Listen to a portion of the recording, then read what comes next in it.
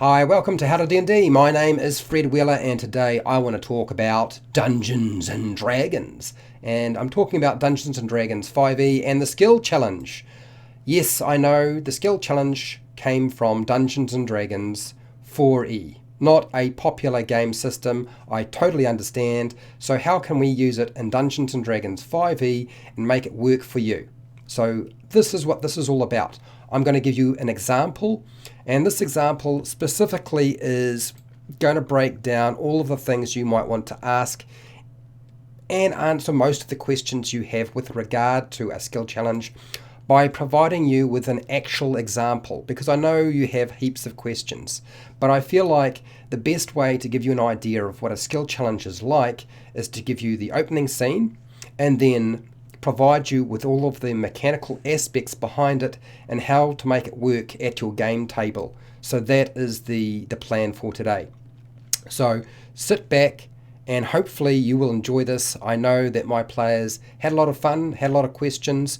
Now when you're running a skill challenge, it's very important to be open to your players asking questions about what, who, when, why, how and where. They're going to ask a heap of questions, and that's the only way a skill challenge works well. It's not just you have to make a skill challenge by rolling some dice. So here we go. A cloud of dust forms behind a set of large sand dunes as you travel the hot desert. The sounds of yelling and shouting can be heard on the wind. 6 riders mounted come over the peak of the sand dunes, galloping straight towards you. This is where you stop, and you stop talking as a dungeon master, because you'll want your players to process what's going on. Their first attempt in terms of processing is going to be, something's up, I'm being attacked, and they're all going to start falling into this is going to be my next combat. But it's not a combat, because we're going to continue once we've paused. 20 more riders follow, howling and whooping as they thrash their rides to a foaming frenzy. A cloud of dust arrives at the head of the sand dunes, with over 100 desert folk scattered along the horizon line, all screaming. And we stop again. Now they start to realize that combat is no longer a possibility. In fact, combat is probably out of the question. They're going to have to run. But we're going to make it worse, because once we've given them a chance to actually decide what they're going to do, and certainly as a dungeon master I would allow them time to do that, because it won't matter. We're still going to run our skill challenge pretty much the way we need to, unless of course they say I cast teleport and we teleport away. Then of course your skill challenge no longer comes into play. But it assumes, the skill challenge, that your players are mounted on some sort of creature and they're traveling the desert. Now you could place that, you don't have to put it in a desert, you can place it anywhere in the grasslands, you can put it on traveling along a mountain. It doesn't matter. You decide how it's going to work. In this case, I'm using sand dunes because it's a lot easier for me. The sand dunes explode as a monstrous mouth with huge fangs and teeth shoots out of the ground. Large numbers of the desert folk disappear into the colossal worm's throat. And that is where we're at. It is now time to start running our skill challenge, and I would suggest to you that you actually tell your players that we are running a skill challenge, but what I want you to do is you can tell me what you want to do, and we'll break it down from there. One of the things to remember about a skill challenge is there are a couple of different things you need to do to make them work, otherwise they are a bit hokey, they don't come off very well. And the first thing is that the whole group, every player at the table, has to make checks. They're all required to make a check at every stage of the skill challenge. Nobody can just rely on whoever is the best individual at a task by just rolling the dice. That is the first thing to understand with the skill challenge. If everybody doesn't take place, then it's not really a skill challenge, and it's going to wind up being gamed by whoever has the best modifiers at the table. or who has a particular spell that can circumvent everything that you might have prearranged for your action scene. Next, skill checks can be replaced by the use of a spell or a class ability or just a very clever idea if the players can come up with something that would be suitable. So you don't necessarily have to roll dice with a skill challenge. You can replace them with something else and see how it works. Sometimes you can undo failures. Now, I have not tied into this particular skill challenge the ability to undo a failure. Now, the reason being is that I don't think that that's necessary, and often you'll find that undoing a failure, if you build it in mechanically, then the players will utilize that, and you'll wind up telling the players how they can undo a failure. If they start asking you, how can you undo a failure, how can we undo my failure, then you have to leave it to them to come up with the creative reason that makes sense for the scenario that's taking place. If they can't come up with anything, then forget about it. But what about when they fail a skill check? So when an individual within the group or the group fails the check. Now remember, individuals can have failures. You can have a different way of dealing with them, and the group might have a different aspect they have to deal with in terms of failure. But ultimately, what is most important is the overall failure in the skill challenge rather than each step. So some consequences of failing a skill check for an individual might be that they lose 1d8 hit points, if that makes sense. You know, maybe they, in their rush to escape, they fall off their horse and suffer some bludgeoning damage, or they get hit by a sandstorm or wind that's hitting them, or maybe they are running and they fall over a rock. You know, they trip over a rock if they're not on a horse or a camel or some sort of desert traveling animal. Maybe you apply disadvantage to their next check, so that the next check they make is going to be even more difficult than it was before. Now, I don't recommend applying consequences for failing every single check, because normally what I do with a skill challenge is I will set it up so that's already pretty hard to achieve. And that's what I want, because it's the skill challenge failure will lead into another story, and I'll explain that. Maybe failure can result in exhaustion. These are all options you can use for individuals. I don't necessarily think they necessarily have to cover the entire group. It's really up to you as the dungeon master. Okay, so when it comes to your skill challenge, how do we break it down and make it work for you? Well, first off, I'm not going to give you a whole lot of information in terms of words on a page, because skill challenges are organic, they are in flux, they move, they adjust as you need them to move and adjust. Here is how it works. When you have a skill challenge required and you ask people to make a skill check, they make that skill check, whatever it is, as a group. And if half of your group are successful, then the whole group is successful, and those people who scored really well lift those individuals up who didn't do so well. Now, the rationale behind this is the group is working together to be successful. That's the concept behind it.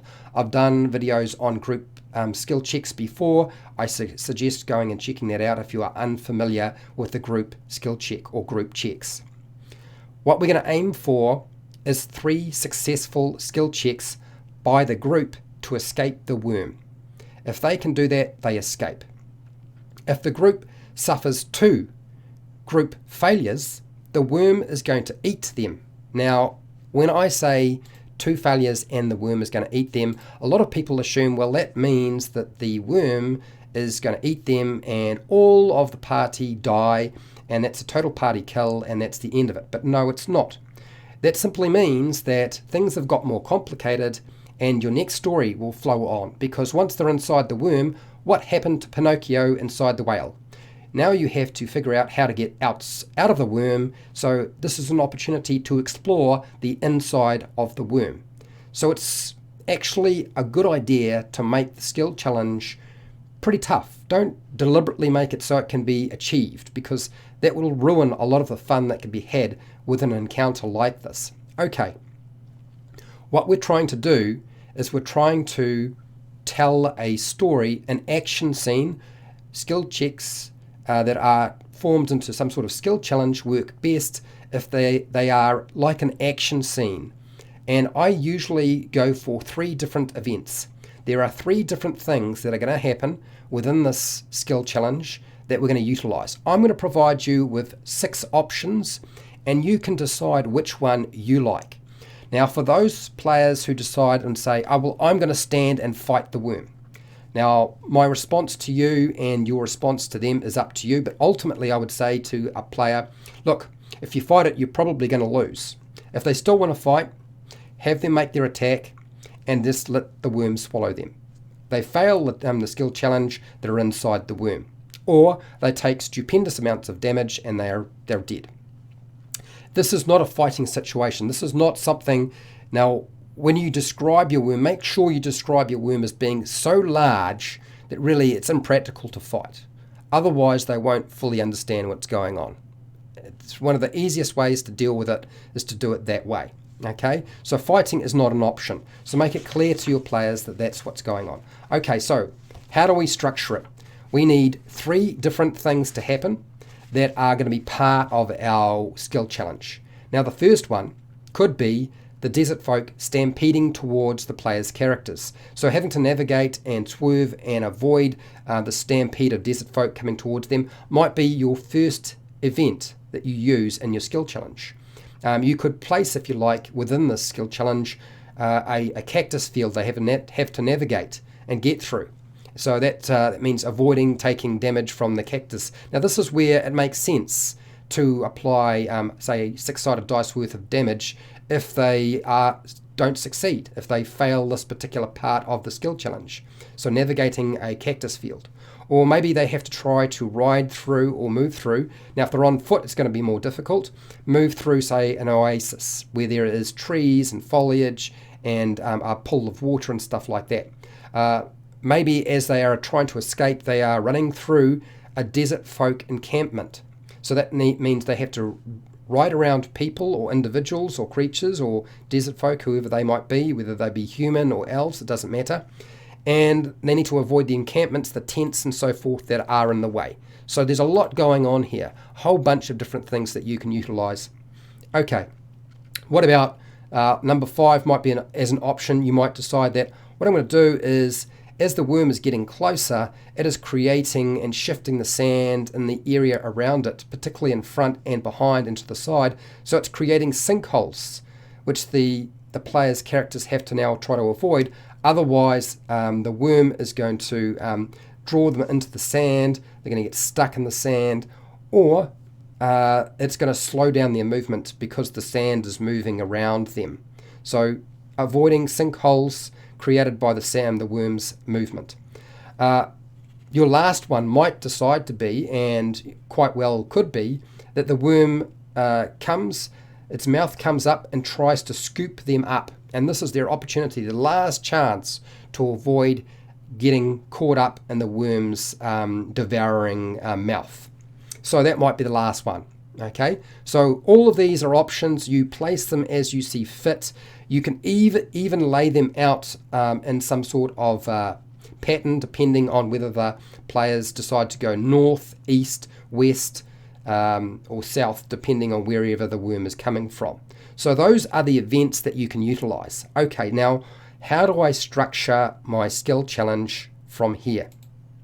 First off, you highlight that some of the skills that might be useful, your primary skills, are going to be things like acrobatics. So acrobatics is about sort of avoiding something, ducking out of the way. These may be well and truly related to the different events. It's up to the players to decide which one they will use. And they don't have to use these. They might, as I said, use a spell or a class of feature or ability or have some other clever idea. Their athletics skill makes an awful lot of sense. Maybe you have to use their animal handling in some way. Or maybe they simply decide that if I just stay still and use my stealth, that the worm, provided I'm far enough out of the way of its path, then if I stay still, it will simply move past me. I'm going to use that. So they're going to try and hide from the worm. You can decide. Now, I would say that those are primary skills that I would use for this. What sort of DCs do we set? Okay, well, first off, don't make it easy. So something like a 15 to 20 for some tasks, depending on whether they are mounted. So if they're mounted, it's going to be easier. If they're not mounted and they're on foot, then it's going to be harder. DCs that I have used have been anywhere from 20 to 25, but there's nothing wrong with using 15 to 20. Now, I know these sound really, really tough, but remember, it's a group check. So only half the group have to be successful for the whole group to be successful for that stage in the skill challenge in terms of the events that take place. So it is actually sensible to make the DCs quite high. And remember, just because they fail the skill challenge doesn't mean they all perish and die. Okay, so something to bear in mind. There are things called secondary skills. Now, when you're using them, in the past you would apply, if you were successful, a +1 to your next primary skill check, or you might apply something like a +2. With Dungeons and Dragons, we're going to use 5e, we're going to use advantage and disadvantage. Now, remember, if the use of secondary skills is only ever going to give them advantage on their next primary skill check, then of course they will use their secondary skills. So you might want to apply disadvantage if they fail the check. So there is a risk, there's a payoff, and they'll have to gamble and decide what is going to work best for them. One of the easiest ways to deal with those sorts of checks, and that is look at what would make sense. Given the situation, something like a perception check to figure out the best route to get away from the worm, or maybe a survival check to work out the lay of the land in a cactus field, or the best way to get through the oasis, or a route that's more downhill rather than uphill, so not having to travel over the top of a sand dune, so they can build up a bit of speed. Maybe they have to make a nature check about the worm or the environment they're in. Maybe using insight to get an idea of the direction the worm is going and move away from the main group so they don't get swallowed themselves. Maybe using their history or arcana. All of these aren't actually part of the main check they make as a group. These can be made as individuals. They will only assist and aid an individual, although you can apply it to a group. Be wary of doing this, because what will tend to happen is whoever is really good at the secondary skills will pick out something they can do that sort of falls in line with the event that you have given them, and they'll say, okay, I'm going to do this. Can this advantage be applied to everybody else in the group? So you have to decide right then and there whether that's going to work.